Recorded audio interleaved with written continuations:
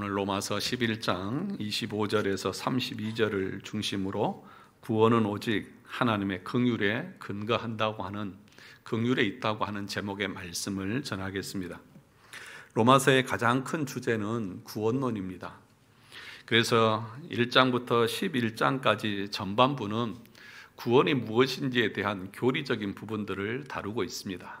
그리고 12장부터 마지막 16장까지는 그러면 구원받은 하나님의 백성들이 이 땅에서 어떻게 사는지, 삶에 대한 내용들을 다루고 있습니다.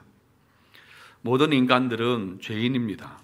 오직 그리스도의 은혜로만 우리가 구원을 얻습니다. 그래서 전반부에서는 믿음으로 구원에 이르는 이신칭의에 관련된 교리를 다루고 있습니다. 그러면서 동시에 바울이 강조하고 있는 것이 무엇이냐 하면 은혜라고 하는 것입니다. 은혜. 뭐라고요? 은혜라고 하는 것을 강조하고 있습니다. 믿음으로 우리가 의롭게 되어지는데 그 믿음은 은혜로 우리에게 주어진 것이지 우리 어떤 율법적인 행위나 공로나 공덕을 통해서 주어지는 것이 아니라는 것입니다. 그래서 이것을 바울은 로마서 4장에서 믿음의 조상이라고 하는 아브라함이 어떻게 의롭다함을 받았는지를 설명하면서 이야기를 했습니다. 우리 로마서 4장을 가서 보도록 하겠습니다. 로마서 4장 2절에서부터 8절의 말씀 같이 읽어보도록 하겠습니다. 로마서 4장 1절에서부터 8절까지 같이 읽어보겠습니다. 시작.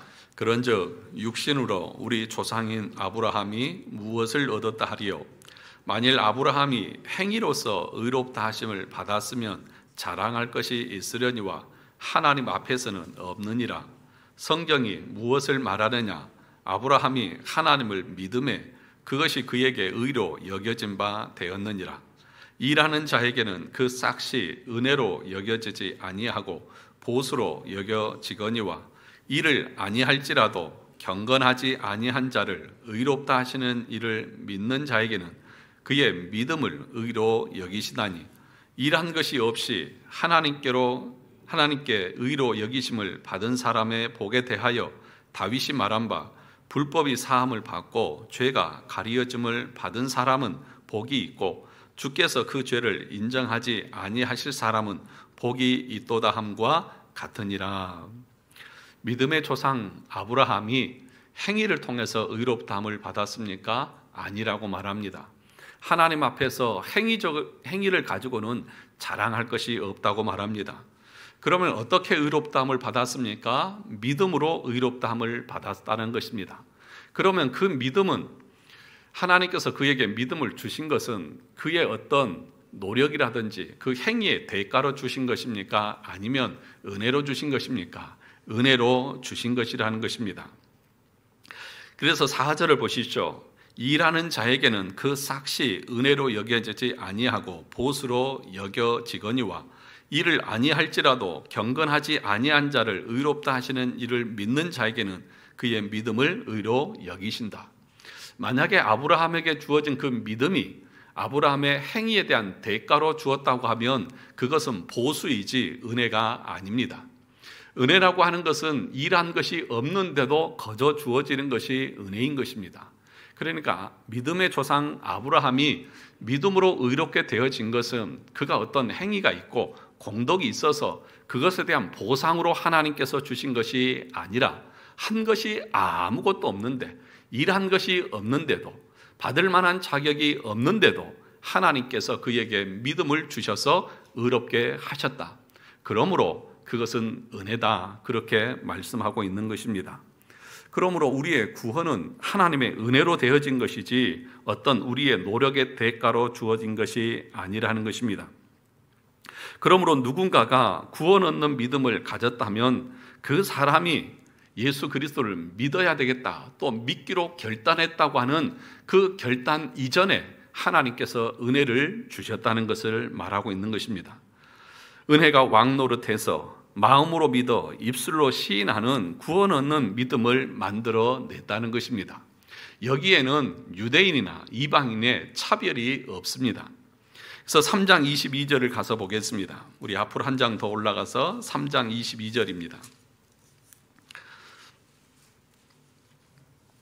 3장 22절 같이 읽어보겠습니다. 시작. 고 예수 그리스도를 믿음으로 말미암아 모든 믿는 자에게 미치는 하나님의 의인이 차별이 없느니라. 누구든지 예수 그리스도를 믿는 자는 의롭다함을 여긴다는 것입니다. 그 의롭다함을 여긴다고 하는 것이 무엇입니까? 죄가 가려지는 것입니다. 불법이 사함을 받는 것입니다. 내 죄와 내 불법을 내 힘으로는 절대로 가릴 수도 없고 그것을 해결할 수도 없습니다. 그런데 하나님께서 은혜를 베푸셔서 믿음으로 의롭다 하셔서 그 믿음을 통해서 우리의 죄와 허물들을 가려 주신 것입니다. 그렇다면 누가 이 은혜로 말미암는 믿음을 가질 수 있습니까? 택함을 받은 자들입니다. 누가 택함을 받은 자들입니까? 먼저는 이스라엘이고 나중은 이방인 중에 그의 기쁘신 뜻대로 부르심을 입은 자들, 곧 남은 자들이라고 말하고 있습니다. 에베소서 1장 3절과 4절에 보면 곧 창세전에 그리스도 안에서 우리를 택하사 우리로 사랑 안에서 그 앞에 거룩하고 흠이 없게 하시려고 그 기쁘신 뜻대로 우리를 예정하사 예수 그리스도로 말미암아 자기의 아들들이 되게 하셨으니 이는 그가 사랑하시는 자 안에서 우리에게 거저 주시는 바 그의 은혜의 영광을 찬송하게 하려는 것이라. 너무나 분명하게 에베소서 1장은 우리의 구원이 하나님께서 창세전에 선택하심에 근거한다고 그렇게 가르치고 있습니다. 그것은 우리의 어떤 행위나 공로를 보고 선택하신 것이 아니라 알미니안 주의자들처럼 예정, 믿을 것을 미리 아시고 예정하신 것도 아니라 하나님께서 거저 주시는 은혜로 말미암는 것이라고 말하고 있는 것입니다. 여기 창세전에 우리를 선택했다고 말합니다. 그것은 우리의 선택이 행위에 근거하지 않는다는 것을 말합니다. 태어나지도 않았는데 한 것이 없는데 본 것이 없는데 어떻게 그것을 근거로 우리를 선택할 수 있겠습니까? 그러므로 옛 창세전에 우리를 선택했다고 하는 것은 우리의 구원에 있어서 우리의 행위를 전적으로 배제해야 한다는 것들을 말합니다.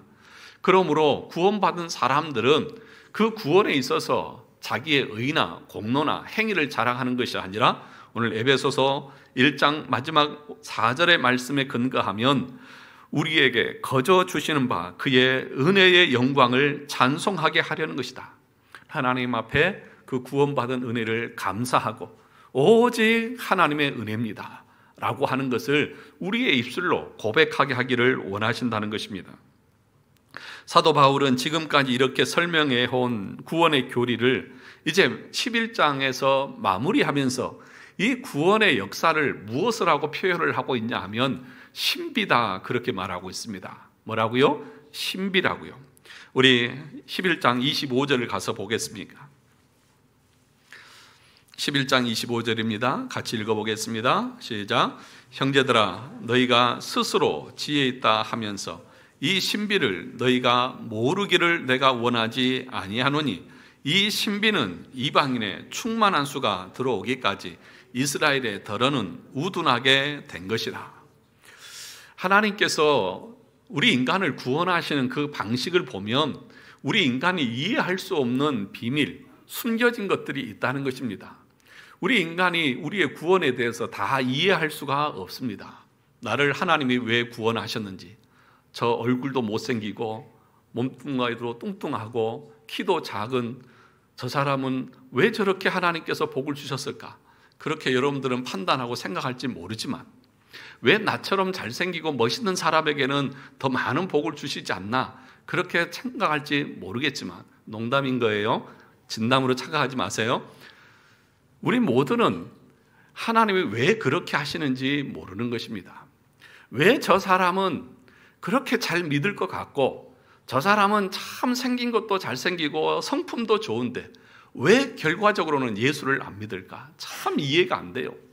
그런데 어떤 사람은 도저히 예수를 믿을 상황이 아님에도 불구하고 예수를 저렇게 잘 믿는 거 보면 그것도 잘 이해가 안 돼요. 그런데 오늘 이 신비에 대해서 이방인들을 향해서 바울은 너희가 모르기를 원하지 않는다.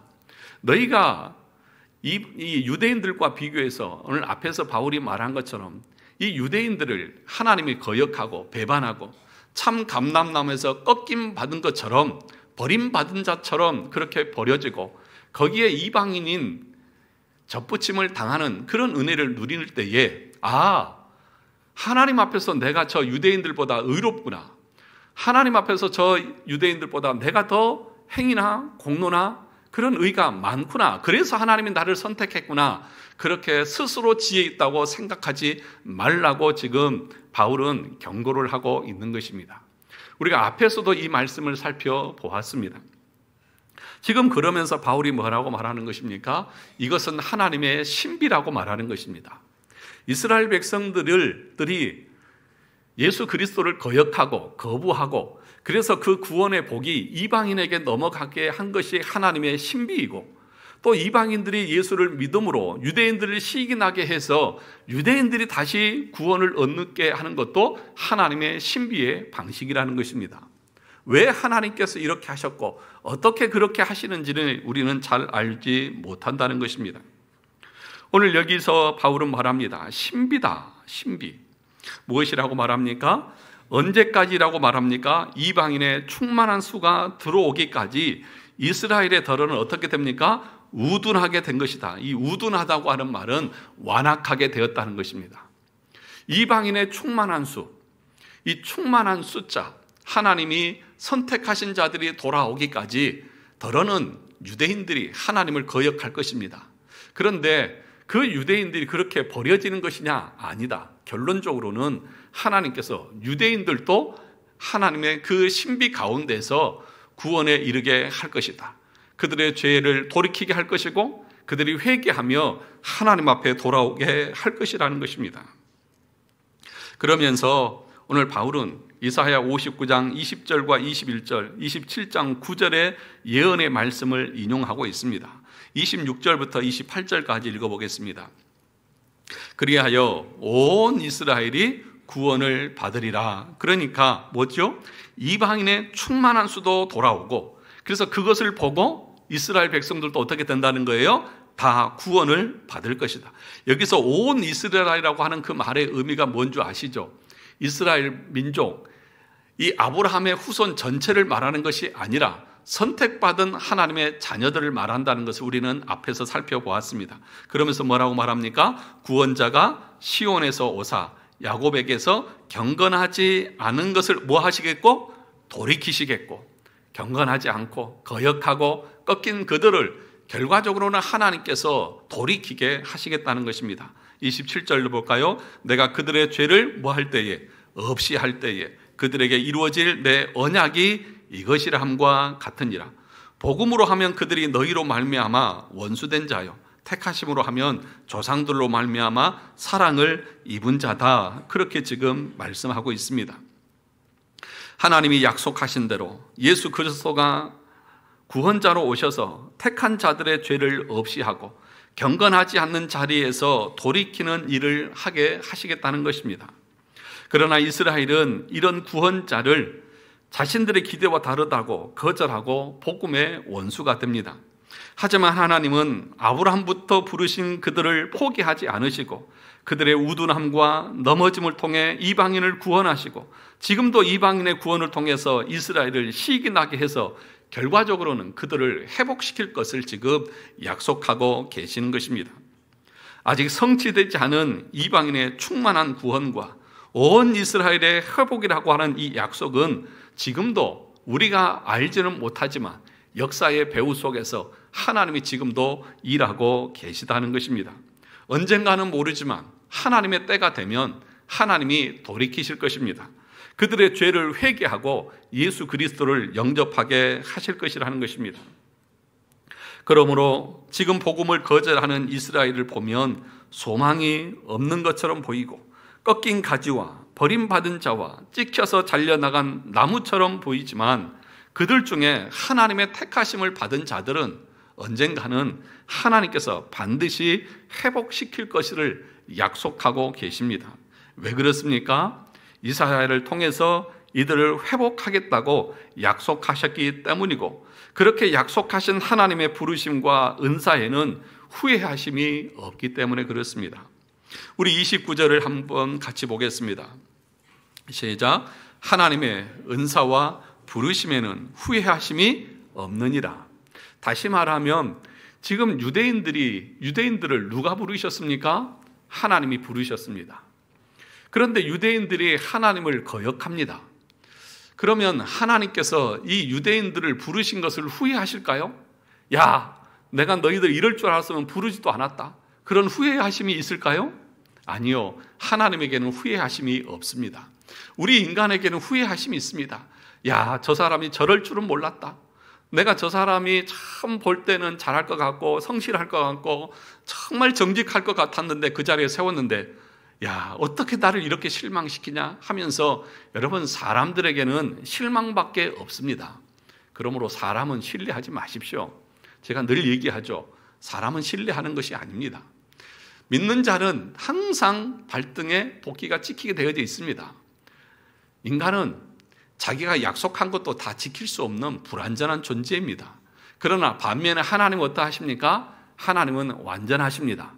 하나님의 약속은 결코 후회하심도 없고 취소도 없습니다. 왜 그렇습니까? 하나님은 처음이고 마지막입니다. 우리 하나님께서는 저와 여러분들의 나면서부터 죽을 때까지 모든 과정을 다 알고 계십니다. 그러므로 하나님에게는 후회하심이 없습니다.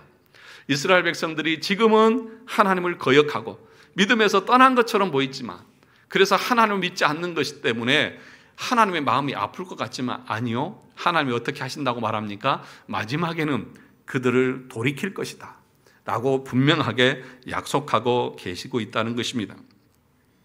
사랑하는 성도 여러분, 유대인들뿐만 아니라 이방인인 우리의 부르심에도 하나님은 후회가 없다고 말씀하고 있습니다. 우리를 하나님께서 구원하실 것입니다. 우리에게 어떤 의가 있어서 구원한 것이 아닙니다. 우리도 하나님과 원수된 자들이었고 복음을 거역했던 자들이었고 이방인이었던 사람들이었습니다. 그럼에도 불구하고 우리를 부르셨습니다.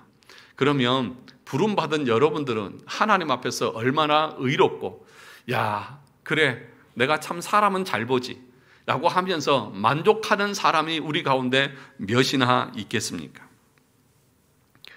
그렇다고 하면 하나님의 그 후회하심이 없는 그 하나님의 부르심의 은혜는 무엇에 근거하고 있을까요?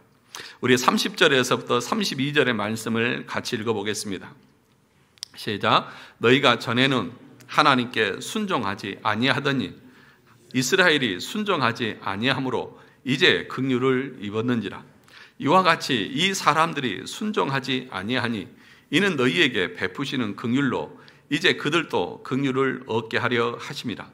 하나님이 모든 사람을 순종하지 아니하는 가운데 가두어 두심은 모든 사람에게 긍휼을 베풀려 하심이로다. 오늘 30절에서 32절의 말씀을 보면 하나님께서 우리를 어떻게 여기시느냐 하면 긍휼히 여기신다고 그렇게 말합니다. 4번이나 긍휼을 반복합니다. 유대인들에게 하나님께서 긍휼을 베풀어 주십니다. 30절 보시면 너희가 전에는 하나님께 순종하지 아니하더니 이스라엘이 순종하지 아니함으로 이제 뭘 입었느니라? 긍휼을 입었느니라. 유대인들이 믿지 아니함으로 우리 이방인들이 하나님 앞에 긍휼을 입었습니다. 그러면 유대인들은요, 이방인들로 말미암아서 하나님께서 그들에게 긍휼을 베풀어 주셨다는 말입니다. 그런데 긍휼을 입기 전에 우리의 상태가 어떠하느냐? 32절에서는 이렇게 말합니다. 긍휼을 입기 전에 우리의 상태입니다. 32절. 하나님이 모든 사람을 뭐하지 아니한 가운데 순종하지 않는다. 그러나 불순종일 거죠. 모든 사람, 유대인이나 이방인이나 다 불순종 가운데 있습니다. 그런데 그 불순종 가운데 뭐해 두셨다고요? 가두어 두심은 뭐라고요? 가두어 두셨다. 바울은 지금 모든 인간들이 하나님 앞에 불순종의 상태에 있다. 그것을 어떻게 표현하느냐? 감옥에 갇혀져 있는 상태처럼 말하고 있는 거예요. 무엇의 감옥? 불순종의 감옥에 갇혀 있습니다. 그래서 전적으로 하나님의 말씀에 순종하지 않는 그런 상태에 놓여 있다는 것입니다. 여러분, 이렇게 정리할 수 있습니다. 아담의 타락 이후에 사람은 이방인이든지 유대인이든지 관계없이 모두 다 하나님의 뜻에 순종하지 않는 불순종의 영 가운데 살아간다는 것입니다. 불순종의 감옥에 갇혀 있습니다. 하지만 하나님은 이방인이든지 유대인이든지 관계없이 순종하지 않는 그 모두에게 뭘 베풀어 주셔서 구원을 일으키신다? 긍휼을 베풀어서 내가 그 불순종의 감옥에서 나올 수 있는 유일한 근거는 어디에 있다는 것입니까? 하나님의 긍휼하심, 하나님의 자비가 아니면 우리는 그 불순종에서 빠져나올 수 없고 하나님의 진노와 심판에서 건진받을 수 없다는 사실을 분명하게 말하고 있는 것입니다. 모든 사람이 하나님께 불순종한 죄로 인해 갇힌 상태가 되었습니다. 하나님은 긍휼하심을 베풀어서 그 죄와 불순종의 감옥에서 저와 여러분들을 건지셨다는 것입니다. 로마서 3장에서 우리 인류의 모든 죄를 이렇게 설명했죠. 3장 9절로 가서 보겠습니다. 로마서 3장 9절입니다.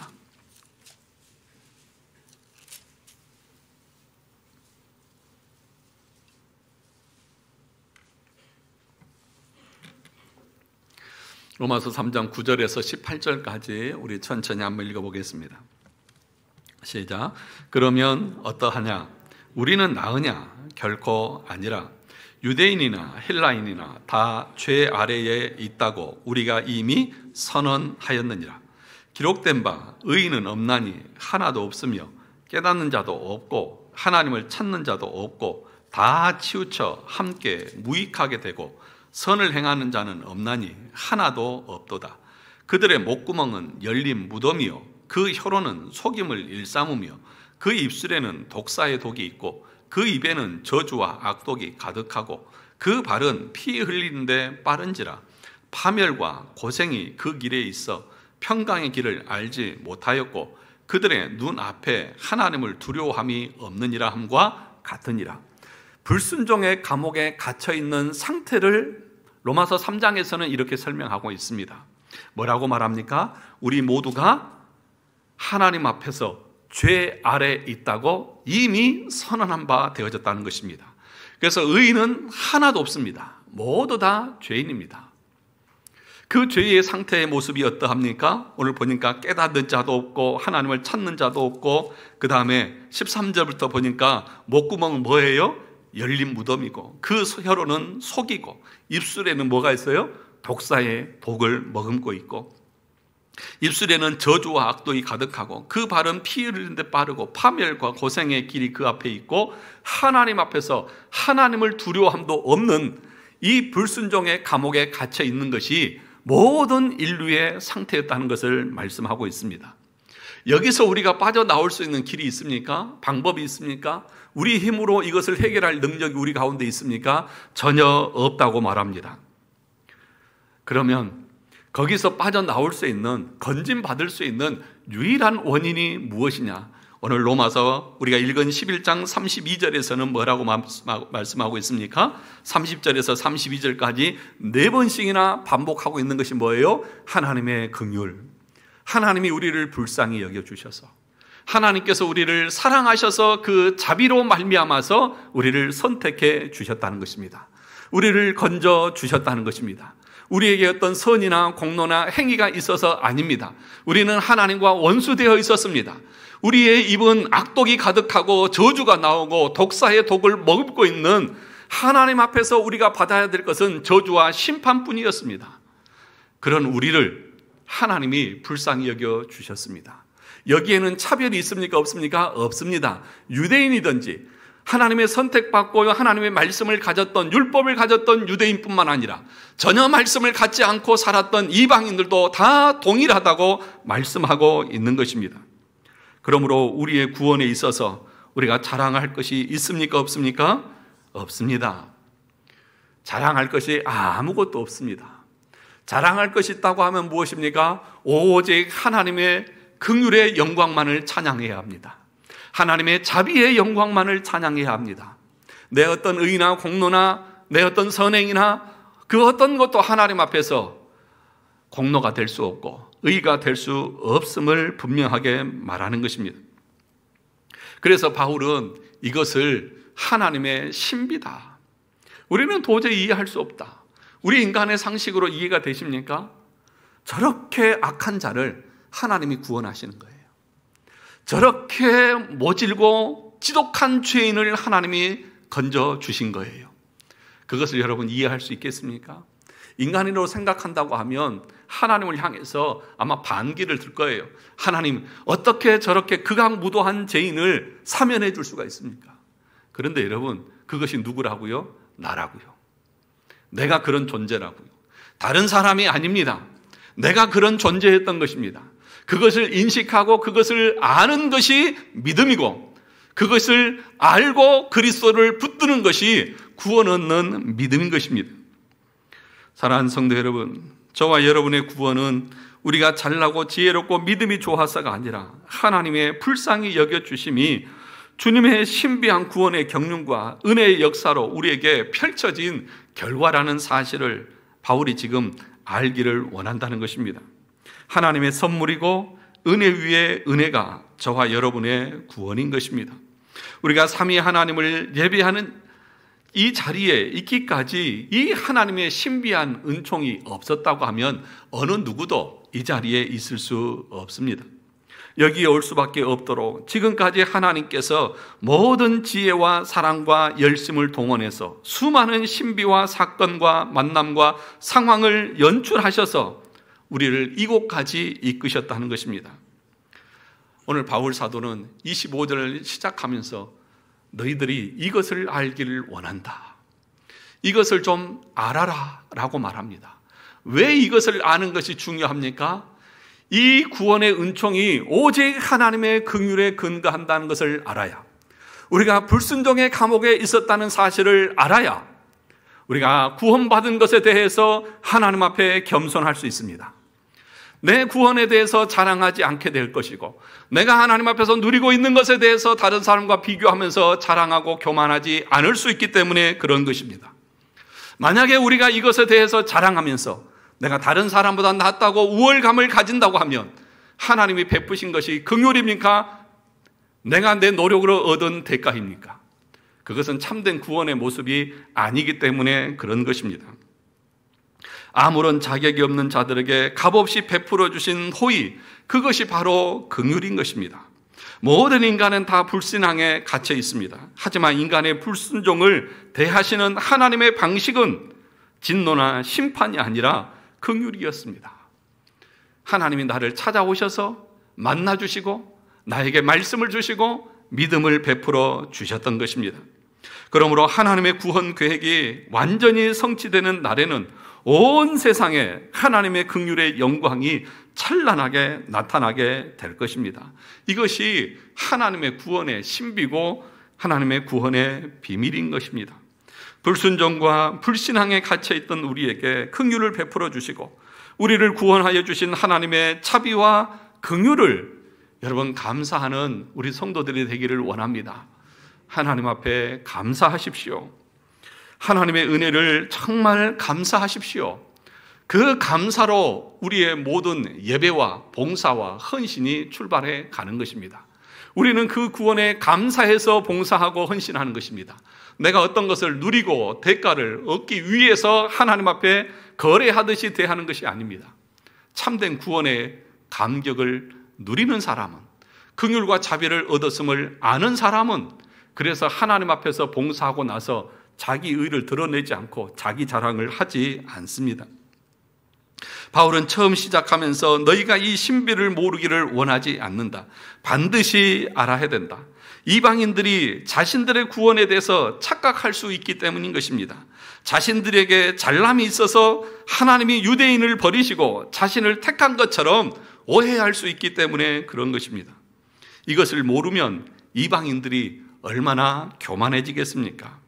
자기에게 어떤 잘남이 있어서 유대인과 비교해서 자신들이 더 나아서 하나님이 구원을 베푸신 것처럼 교만하고 착각을 얻을 것 아니겠습니까?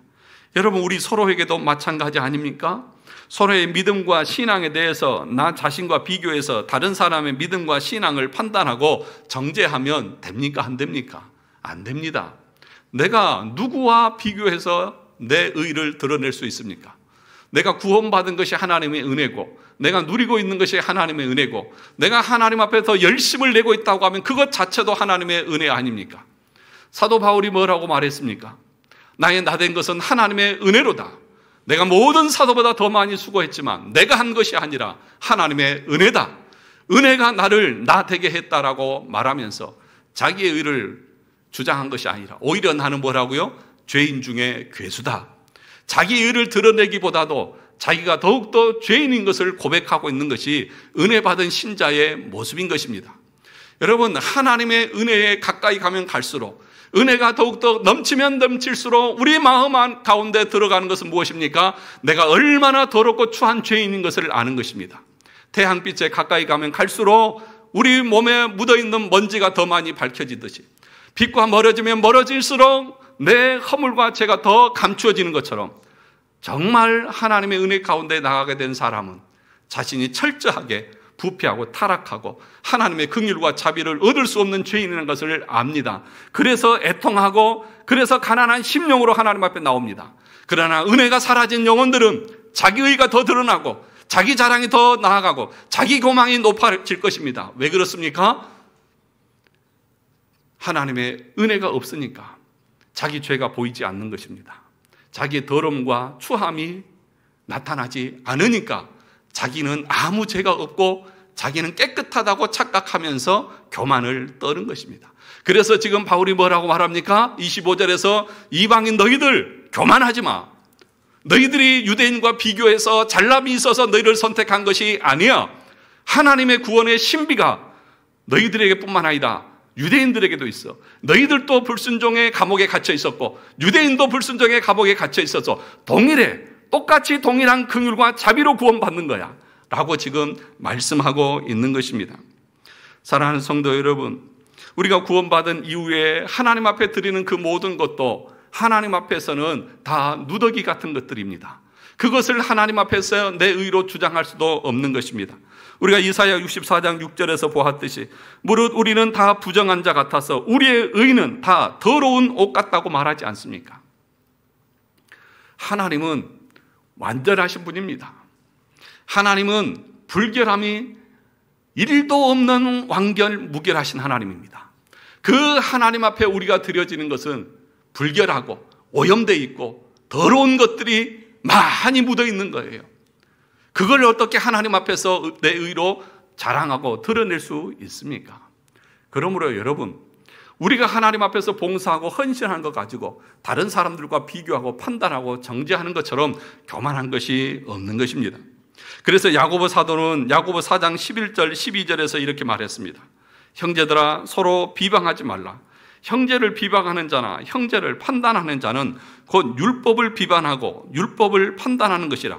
내가 만일 율법을 판단하면 율법의 준행자가 아니요 재판관이로다. 입법자와 재판관은 오직 한 분이시니 능히 구원하기도 하시며 멸하기도 하시느니라.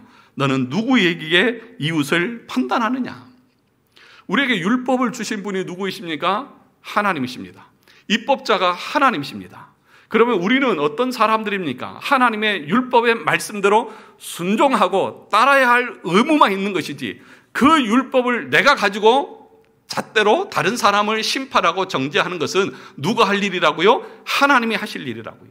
그런데 하나님이 하실 일을 내가 하는 것처럼 교만하고 어리석은 것이 어디 있습니까? 그래서 뭐라고 말합니까? 넌 누구야?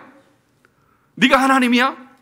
네가 어떻게 하나님의 자리에서 율법을 가지고 다른 사람들을 심판하고 판단하고 정죄할 수 있느냐? 그것처럼 교만한 것이 어디 있느냐는 거죠. 오늘 이방인들이 그럴 수 있다는 거예요. 그래서 지금 말하는 것입니다. 너나 유대인이나 다 똑같은 죄인이다. 그러므로 자랑할 것이 아무것도 없다. 그러므로 우리가 가져야 될 마음의 태도는 무엇입니까? 겸손입니다. 나보다 다른 사람을 더 낮게 여기는 것입니다. 내 눈에 들보가 있는데 다른 사람이 있는 티를 가지고 말하는 것 자체가 우리의 죄인됨을 모르는 교만인 것이죠. 참된 믿음 가운데 구원을 얻은 성도들은 어떠합니까? 나를 더 낮게 여깁니다. 낮게가 아니라 낮게요. 다른 사람에 비해서 바울이 말했던 것처럼 내가 모든 사도들 중에 더 괴수입니다. 이것이 참된 구원을 얻은 신자의 모습인 것이죠. 저와 여러분들이 모두 다 하나님 앞에서 은혜 받은 신자라고 하면 그것이 나와야 합니다. 그것이 없는, 그런 고백이 없는 신앙은 거짓일 수 있습니다. 가짜입니다. 하나님의 그 거룩하심 앞에, 그 완전하심 앞에 선다고 하면 우리의 더럽고 불결한 것이 다 드러날 것인데, 그것을 모르고 있다고 하면 참된 믿음 가운데 있는 신자가 아닌 것이죠.